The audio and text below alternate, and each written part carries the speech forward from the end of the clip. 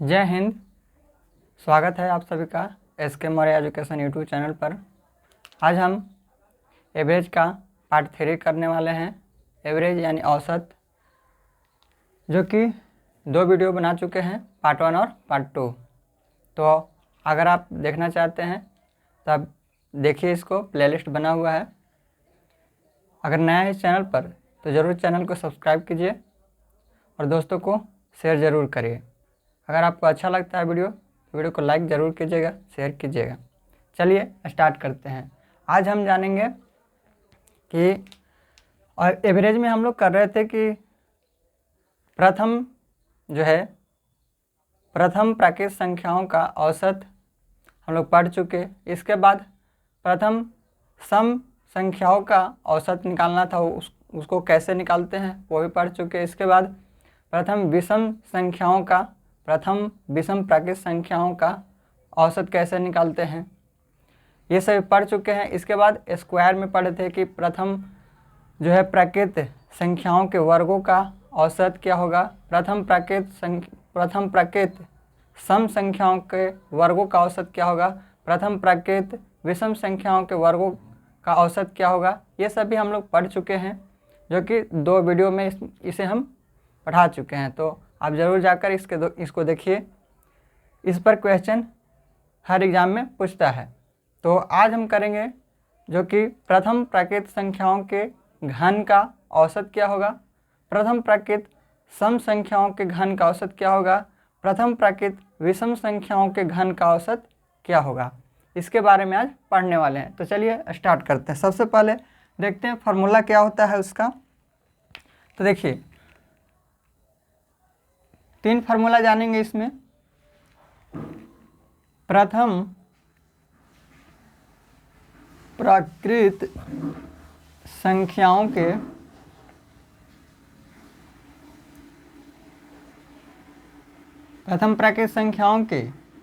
घन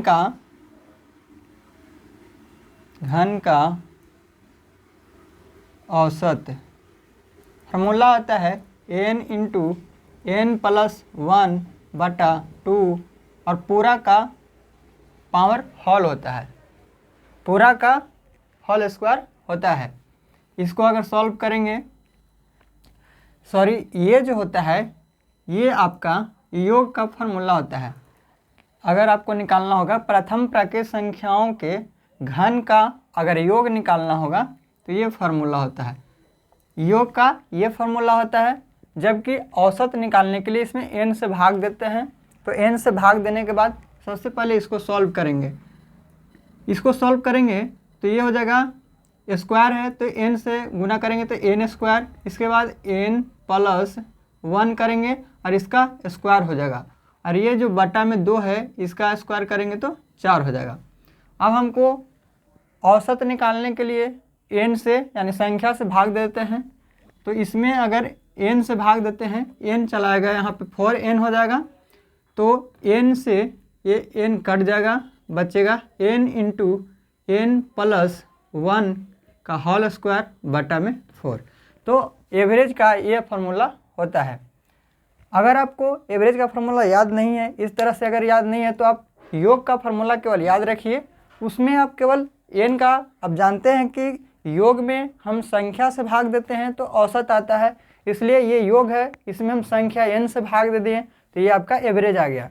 तो चलिए एवरेज का जो फार्मूला है n × n+1 का होल स्क्वायर बटा में 4, ये आपका हो गया। लिख देते हैं यहाँ पे, औसत का ही फार्मूला लिख देते हैं। औसत n × n+1 का स्क्वायर और बटा में 4, n × n+1 का स्क्वायर बटा में 4, ये आपका एवरेज का फार्मूला हो गया। जब आपको प्रथम प्राकृत संख्याओं के घन का अगर औसत निकालना होगा ये फार्मूला होगा। दूसरा में है प्रथम सम प्राकृत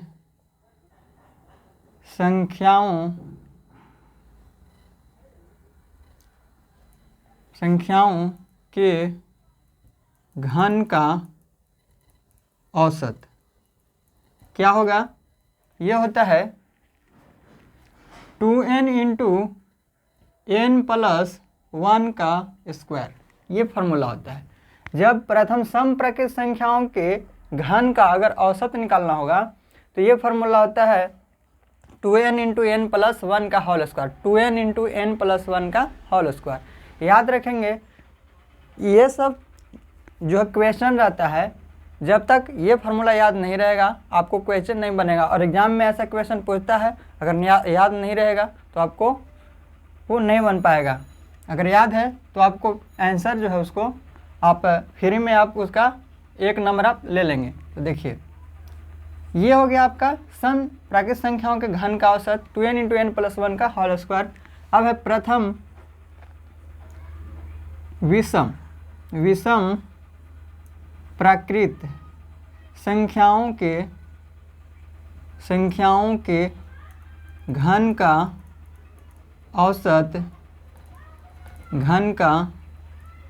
औसत क्या होगा, यह होता है n into 2n square minus 1। यह होता है प्रथम विषम प्राकृत संख्याओं के जो घन का औसत होता है वो होता है n into 2n square minus 1 होता है, n into 2n square minus 1 होता है। याद रखेंगे जब प्रथम प्राकृत संख्याओं का औसत निकालना हो तो n इंटू एन प्लस 1/2 का होल स्क्वायर और बटा में 4। जब प्रथम सम प्राकृत संख्याओं के घन का जब औसत निकालना होगा तो 2n इंटू एन प्लस 1 का होल स्क्वायर। इसके बाद प्रथम विषम प्राकृत संख्याओं के घन का औसत निकालना होगा n into 2n square minus 1 होता है। विषम रहेगा तो यहाँ पे माइनस होगा, सम रहेगा तो इसमें प्लस होगा। कुछ तरीका ढूंढिएगा याद करने के लिए, क्योंकि फार्मूला ज़्यादा आप रटने की कोशिश करेंगे भूल जाएंगे। ये आप हमेशा इसको देखेंगे जिससे आपको फार्मूला याद रहेगा। तो चलिए अब हम इस पर बेस्ट क्वेश्चन करेंगे। तो सबसे पहले क्वेश्चन लिख लेते हैं, उसके बाद हम क्वेश्चन बारी बारी से करते जाएंगे।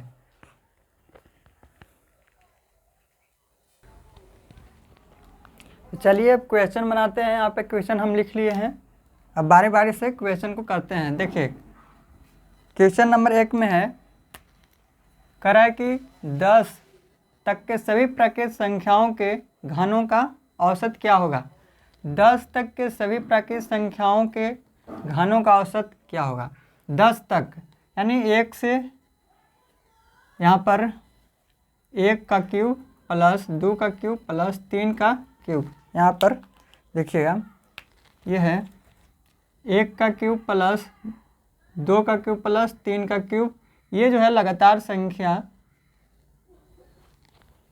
और ये जो है कहाँ तक जाएगा 10 का क्यूब तक। यानी प्रथम प्राकृत संख्याओं के घनों का औसत जो कि 10 तक बोल रहा है, तो 10 तक हमें निकालना है। इसका औसत क्या होगा, तो फार्मूला होता है औसत बराबर अभी लिखे हुए थे n इंटू एन प्लस 1 का होल स्क्वायर बटा में 4, या फिर इसको लिख सकते हैं n इंटू एन प्लस 1 बटा में 2 और पूरा का हॉल कर देंगे। ये आपका योग का फॉर्मूला है। इसमें आप n से भाग देते हैं तो आपको एवरेज आ जाएगा। यानी योग निकालेंगे, पूरा योग अगर निकाल के भी जितना संख्या उससे अगर भाग देते हैं वो भी आपका उससे भी आंसर आ जाएगा। तो चलिए एवरेज का फार्मूला यहाँ पर n इंटू एन प्लस 1 का होल स्क्वायर बटा में 4 है। तो n के स्थान पर क्या है 10 है, तो n के स्थान पर 10, यहाँ पे n के स्थान पर अंदर में भी n है तो n प्लस 1 यानी 11, और 11 का यहाँ पे स्क्वायर हो जाएगा तो बटा में 4 हो जाएगा। 10 गुने 11 का स्क्वायर 121, 11 का स्क्वायर 121 बटा में 4 काटेंगे, 5 दूना 10, 2 दूना 4, 5 दूना यहाँ गुना करेंगे तो 5 दूना 10 हो जाएगा, 5 एक 6 यानी 605/2 भाग देंगे 30.2.5 यानी 302.5। ये आपका आंसर हो जाएगा। तो ये जो है आपका इसका आंसर कितना हो जाएगा 302.5 इसका आंसर हो जाएगा। तो आपको ये सभी क्वेश्चन तभी बनेगा जब आपको फार्मूला याद है। तो आपको फार्मूला याद रखना ज़रूरी होगा। इसमें आप फार्मूला ज़रूर याद रखेंगे, केवल फार्मूला याद रहेगा और इसमें कुछ अलग कॉन्सेप्ट नहीं है। फार्मूला याद है तभी आपको ये बनेगा। तो चलिए क्वेश्चन नंबर 1 हो गया। दूसरा नंबर क्वेश्चन देखते हैं। 1 का क्यूब प्लस 2 का क्यूब प्लस 3 का क्यूब, ये जो है प्राकृत संख्या लगातार चल जा रहा है। प्राकृत संख्या यानी प्रथम प्राकृत संख्याओं का घनों का योग ज्ञात करना है। कहाँ तक 23 तक। 1 से स्टार्ट हुआ है, 1 2 3 इस घन में चल रहा है, तो कहाँ तक 23 तक। फार्मूला वही है। फार्मूला क्या है इसका n इंटू एन प्लस 1 का होल स्क्वायर और बटा में 4। n के स्थान पर कितना है, n के स्थान पर यहाँ पर क्या है 23 है। 23 लेंगे, अंदर में 23 और 1 जोड़ेंगे तो 24 हो जाएगा, और 24 का स्क्वायर करेंगे 576। 24 का स्क्वायर करेंगे तो कितना होगा 576 होगा। बटा में क्या है 4 है। काटेंगे इसको, ये कट जाएगा। 4 एकम 4, 4 चौके 16, फिर से 4 चौके 16 यानी 144 बार में। 23 चौके 92 गुना करेंगे 23 में 144 से। 23 चौके 92, 9 बचा। 23 चौके 92, 92 और 9, 9 2 11 यानी 101। 101 का 1 हो जाएगा। इसके बाद 23 और 10 33, ये आपका आंसर हो जाएगा।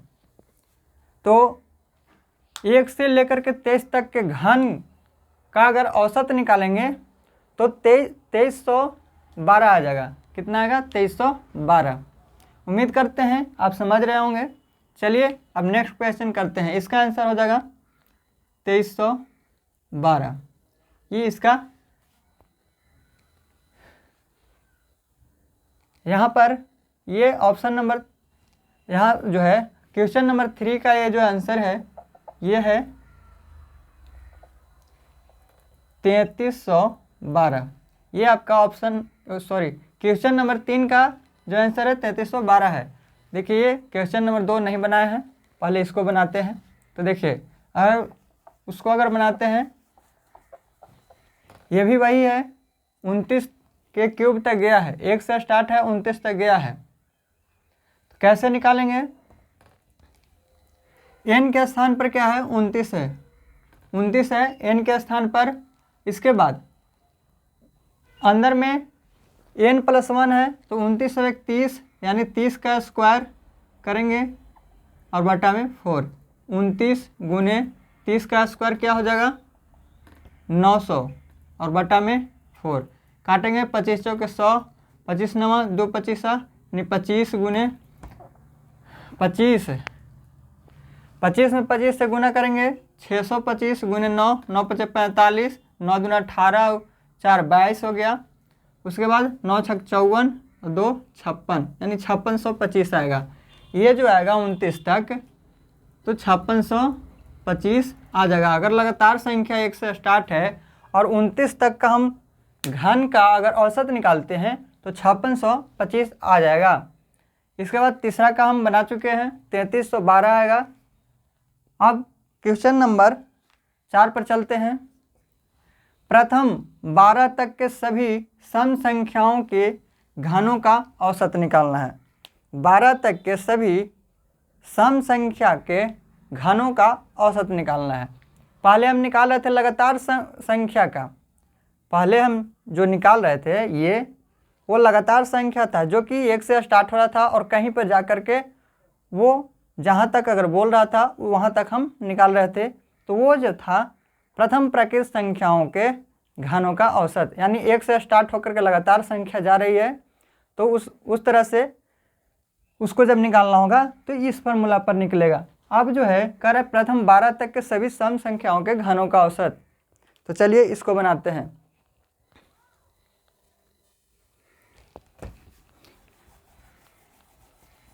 देखिए इसका फॉर्मूला होता है सम संख्याओं के प्रथम सम संख्याओं के घनों का अगर औसत निकालना होगा तो कैसे निकालेंगे। फार्मूला क्या होता है, तो होता है 2n इंटू n प्लस 1 का होल स्क्वायर। ये आपका जब भी घन में रहे और उसका सम का औसत पूछे, जब भी पावर घन में रहे और उसका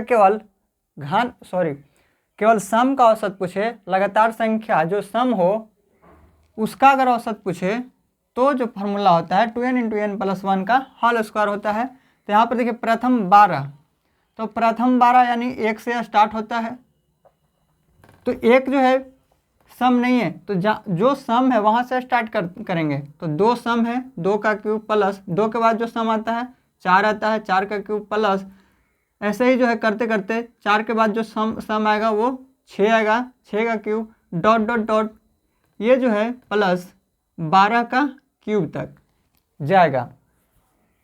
तो उम्मीद करते हैं यहाँ तक समझ रहे होंगे आप। अब कुछ नहीं करना है, अब क्या करना है, ये जो है कह रहा है कि प्रथम 12 तक के सभी सम संख्याओं के घनों का औसत निकालना है। तो 12 तक में जो सम संख्या है वो है कितना, तो वो पहले हमें ज्ञात करना होगा। देखिए 1 2 3 4 5 6 7 8 9 10 11 12।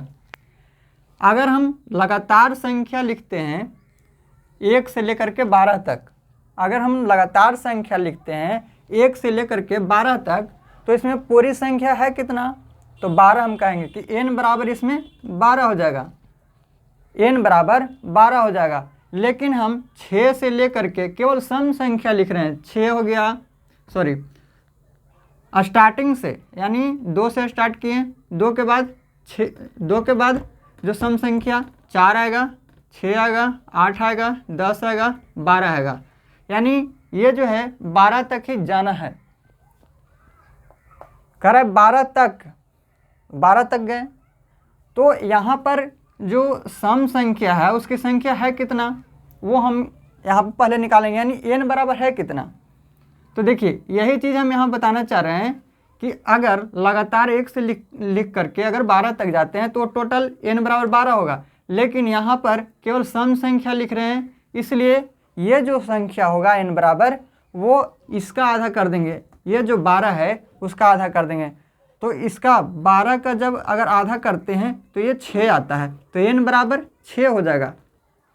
इतना हमको करने की ज़रूरत नहीं पड़ेगा, ऐसे आप गिनते हैं तो 1 2 3 4 5 6 हो जाएगा, यानी ये जो सम संख्या है वो कितना है, 6 है। तो ये तो छोटा है, इसलिए हम इसको यहाँ पर लिख करके काउंट कर लिए। लेकिन अगर बड़ा रहता तो कैसे करते हैं, यानी मान के चलिए कि आपको 112 या फिर मान के चलिए यहाँ पे 150 है, करे सम संख्या इसमें कितना है, सम संख्या इसमें कितना है, क्या करेंगे, इसको 2 से भाग दे देंगे, 2 से भाग दे देंगे 75 आ जाएगा, यानी n बराबर कितना हो जाएगा, इसमें 75 हो जाएगा। तो इसी तरह से यहाँ पर जो है जो भी है सम संख्या रहेगा तो क्या करेंगे, 2 से भाग दे देंगे, जो आएगा वो सम संख्या उसकी संख्या हो जाएगी, n बराबर वही संख्या हो जाएगी। अगर यहाँ पे विषम होगा तो विषम में क्या करते हैं कि विषम में भी उस संख्या में भाग देते हैं। मान के चलिए कि यहाँ पे 13 रहता तो कहता इसमें विषम संख्या है कितना, तो इसमें भी 2 से भाग करेंगे और जितना आएगा उसमें 1 ऐड करेंगे, 2 से भाग करेंगे, जो पूरा पूरी कट जाएगा, यानी 6 दूना 12 पूरा पूरी कट रहा है, इसके बाद 1 इसमें ऐड कर देंगे, वो आ जाएगा विषम संख्या, जो कि n बराबर 7 हो जाएगा।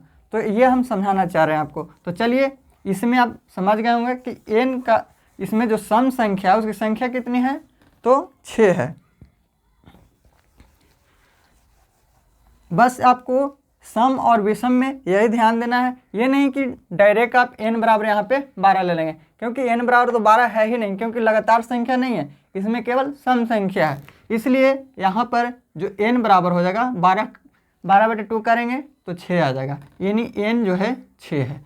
अब बस इस फॉर्मूला को बैठा देना है, 2n है तो 6 दूना 12, उसके बाद n + 1 है तो n के स्थान पर 6, 6 और 1 7, यानी 7 का स्क्वायर करेंगे 49 हो जाएगा।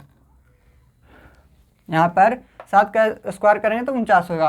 अब गुना करेंगे इसमें तो 49 में 12 से गुना करेंगे, यहाँ पर 12 8 होतल से 108 होता है तो 8 हो जाएगा। इसके बाद हासिल 10 है तो बच्चों 48, 48 और 10 58, यानी 588। ये जो होगा यहाँ पे 588 हो जाएगा। आप गुना कर लेंगे, ये जो है 12 8 होतल से होता है, यानी 108 होगा, 108 का 8 हो जाएगा, हासिल 10 बच गया तो बच्चों 48, 48 में 10 जोड़ेंगे 58 हो जाएगा, तो 588 ये आपका राइट आंसर हो जाएगा। तो यहाँ पर जो क्वेश्चन नंबर 4 है उसका जो आंसर हो जाएगा 588 हो जाएगा। इसमें आपको n निकालने आना चाहिए तभी क्वेश्चन बनेगा, नहीं तो आप देखेंगे डायरेक्ट कि यहाँ पे 12 है, आप 12 ले लेंगे n बराबर, आपका क्वेश्चन गलत हो जाएगा। उम्मीद करते हैं कि आप समझ गए होंगे। चलिए नेक्स्ट क्वेश्चन करते हैं, क्वेश्चन नंबर 5। क्वेश्चन नंबर 5 है 2 का क्यूब, 4 का क्यूब, डॉट डॉट डॉट 16 का क्यूब, यानी सम संख्या का क्रम चल रहा है। यानी हमें कह रहा है कि प्रथम 16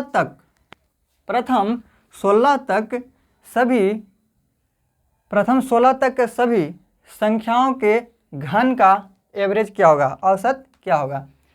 2 का क्यूब, 4 का क्यूब, फिर यहाँ पे 6 का क्यूब, उसी तरह से यहाँ पे 16 का क्यूब, यानी जब भी है यहाँ पे तो केवल सम संख्या है, यानी सम संख्या इसमें हमें ज्ञात करना है कि n बराबर इसमें है कितना। तो n बराबर कितना हो जाएगा, हम बताए थे कि लास्ट में जो भी है उसको 2 से भाग दे देंगे, 8 आएगा। ये सम संख्या है इसलिए n बराबर 8 हो जाएगा। विषम रहता तो ये जो भाग देकर आया है उसमें 1 ऐड करते हैं, वो विषम संख्या हो जाता है, यानी n बराबर 1 ऐड करने पर 9 आता, वो विषम संख्या होता। तो चलिए यहाँ पे n बराबर 8 है, तो n बराबर 8 हो गया। अब इसी फार्मूला बैठाना है तो 8 दूनी 16, फिर हो गया यहाँ पे 8 में 1 ऐड करेंगे 9, 9 9 81, गुना करेंगे 16 में 1 से गुना करेंगे 6, 16 की 6 हासिल 1, 16 28 से 128 और 1 29, 16 में 8 से गुना करेंगे 128 128 में जो हासिल बचा था 129 हो जाएगा, तो ये 1296 आ जाएगा। तो ये यहाँ पे आपका आंसर हो जाएगा 1296। उम्मीद करते हैं कि आप समझ गए होंगे। चलिए अब नेक्स्ट क्वेश्चन करते हैं। नेक्स्ट है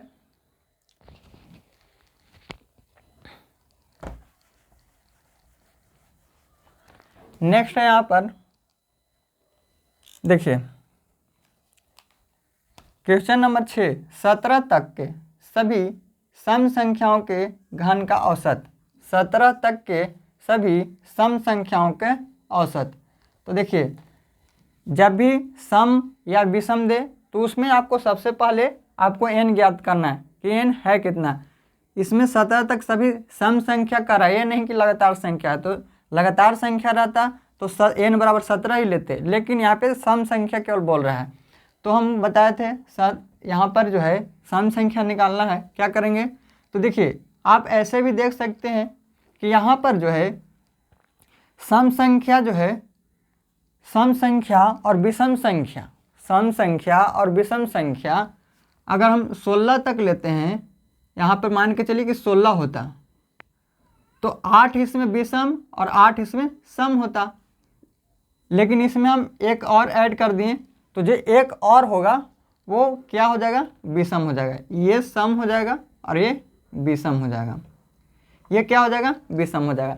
तो सबसे पहले ये 17 है तो इसको हाफ अप करेंगे, यानी 8 तो सम होगा, 8 विषम होगा, लेकिन एक जो और है वो जो हो जाएगा वो विषम हो जाएगा। यानी 17 है, सम से एक ज़्यादा है तो उसमें जो है विषम संख्या की ज़्यादा संख्या होगी। तो यहाँ पर सम होगा 8, विषम होगा, यहाँ पे एक और ऐड कर देंगे तो 9। उसी तरह से केवल सम संख्या हमें ज्ञात करना है, तो सम संख्या यहाँ पे कितना हो जाएगा, n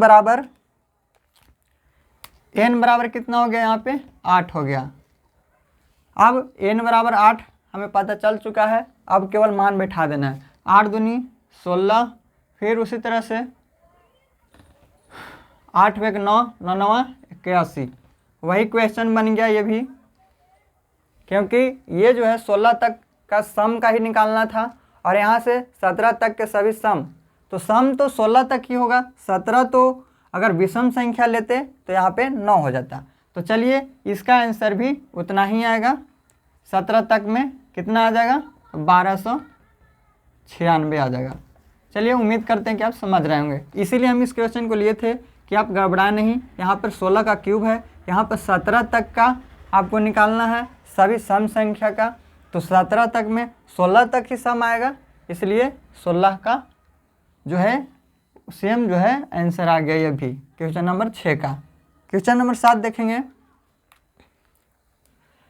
कह रहा है 19 तक के सभी विषम संख्याओं का घन, 19 तक के सभी विषम संख्याओं का घन क्या होगा? देखिए विषम संख्या, सबसे पहले फॉर्मूला क्या होता है विषम संख्या का, ये सम संख्या का हो गया, अब जो है विषम संख्या का है। तो विषम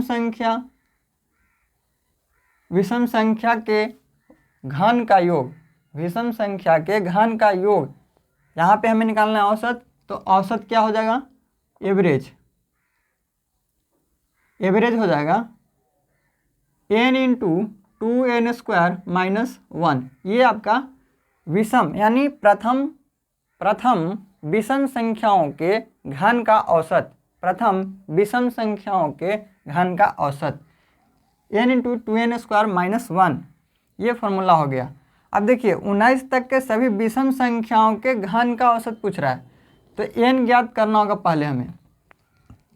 ये देखिए लगातार संख्या नहीं है, क्योंकि इसमें केवल विषम बोल रहा है, तो विषम बोल रहा है, तो विषम जब बोल रहा है तो कैसे चलेगा क्रम, 19 तक में 1 का क्यूब, उसके बाद 3 का क्यूब, उसके बाद 5 का क्यूब प्लस ... कहाँ तक जाएगा, 19 के क्यूब तक जाएगा। समझ रहे होंगे आप। देखिए अब क्या करना है कि n हमें ज्ञात करना है, तो n कैसे निकलेगा, हम बताए थे इसमें 2 से भाग देना है, 2 से भाग देने के बाद कितना आएगा, तो 9 आएगा, 9 आएगा तो इसमें 1 ऐड कर देना है, ये विषम हो जाएगा। विषम के लिए n बराबर यहाँ पे 10 हो जाएगा। कैसे, देखिए हम बताए थे अभी कि 19 है, तो सबसे पहले इसको बराबर करेंगे, यानी 9 तो सम होगा और 9 विषम होगा, तो 18 तो ऐसे हो गया, और एक जो ज़्यादा है वो विषम है, उसमें 1 ऐड कर देंगे, ये विषम हो जाएगा। चलिए समझ गए होंगे आप। तो अब जो है n बराबर 10 आ गया, 10 जब आ गया तो बिठाइए इस फॉर्मूला पर, तो n बराबर 10 यहाँ पे, उसके बाद अंदर में है 2n², यानी 10 का स्क्वायर करेंगे, पहले 2 × 10 का स्क्वायर 100 और -1 है, ये कोष्ट में है, 2 × 100 यानी 10 का स्क्वायर किया 100 - 1, 10 गुने ये हो जाएगा 200, 200 में से 1 जाएगा, कितना हो जाएगा, 200 में से 1 जाएगा 199, तो ये हो जाएगा 1990, ये इसका राइट आंसर होगा। 19 तक में सभी विषम संख्याओं के घन का औसत 1990। उम्मीद करते हैं कि आप समझ गए होंगे। चलिए नेक्स्ट क्वेश्चन करते हैं अब।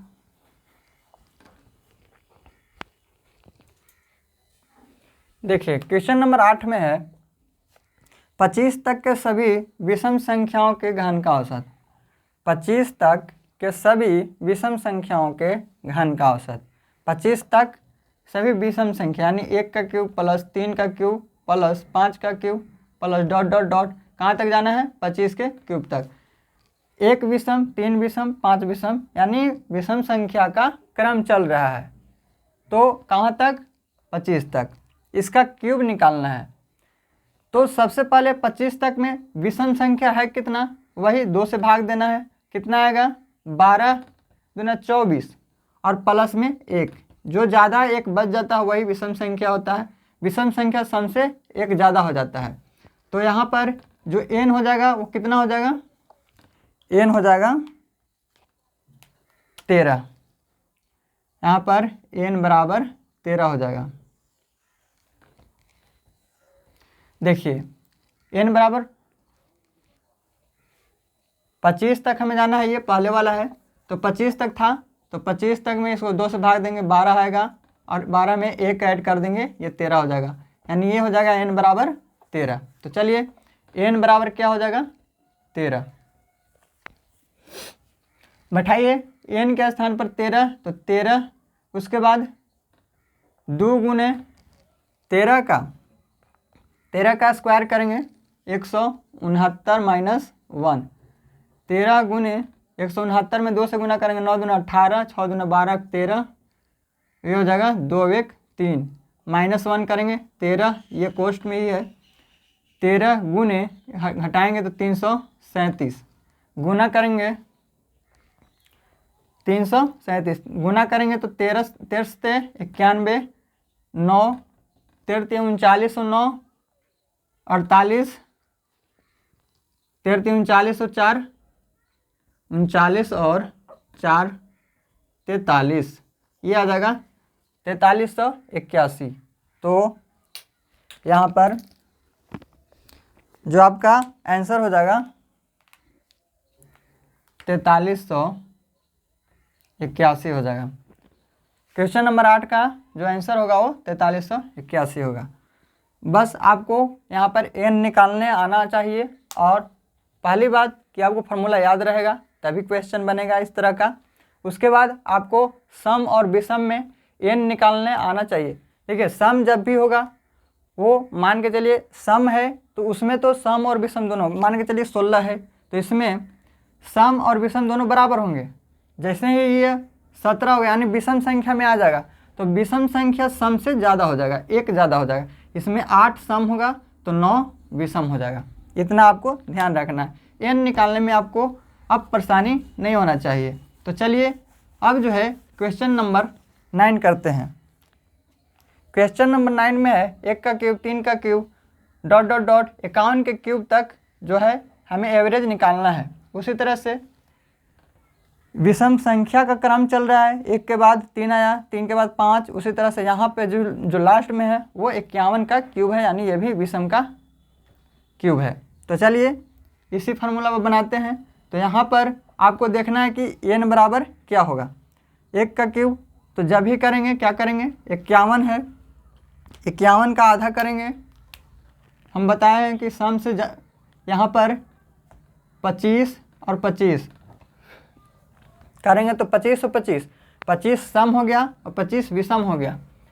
तो यहाँ पर एक जो है ज़्यादा होता है, जैसे ही विषम आ गया तो विषम संख्या एक सम से एक ज़्यादा होगा, यानी एक इसमें ऐड कर देंगे, ये 26 हो जाएगा। 26 यहाँ पे क्या आ गया, 26 आपका विषम संख्या कितना है उसकी संख्या आ गया। तो यहाँ पर चलिए बिठाते हैं, n के स्थान पर क्या है 26, उसके बाद 2n स्क्वायर, 2 गुने n स्क्वायर, 26 का स्क्वायर करेंगे 676 माइनस 1, 26 गुने ये जो है 26 में 2 से सबसे पहले 676 में गुना करेंगे तो 6 दूना 12, 6 दूना 12, 7 दूना 14, 15, 6 दूना 12 1 13 माइनस 1, तो 26 गुने 1352 में से घटा देंगे 1, 1351 गुना करेंगे। इसको जो भी गुना करने के बाद आएगा वो आपका आंसर हो जाएगा। करते हैं, 6 कम 6, 6 5 30, 6 3 18, 21, 6 2 8, ये हो गया 1300, ये 2 हो गया, 10 हो गया, 7 हो गया और ये 2 हो जाएगा, 1 2 1 15, ये 3 हो जाएगा। तो 35,151, 35,121, तो इसका हो जाएगा 35,121, ये आपका राइट आंसर होगा क्वेश्चन नंबर 9 का। उम्मीद करते हैं आप समझ गए होंगे। उसी तरह से जो 10 है, 10 का आंसर, क्वेश्चन नंबर 9 का आंसर आपको खुद बताना है, कमेंट में बताइएगा।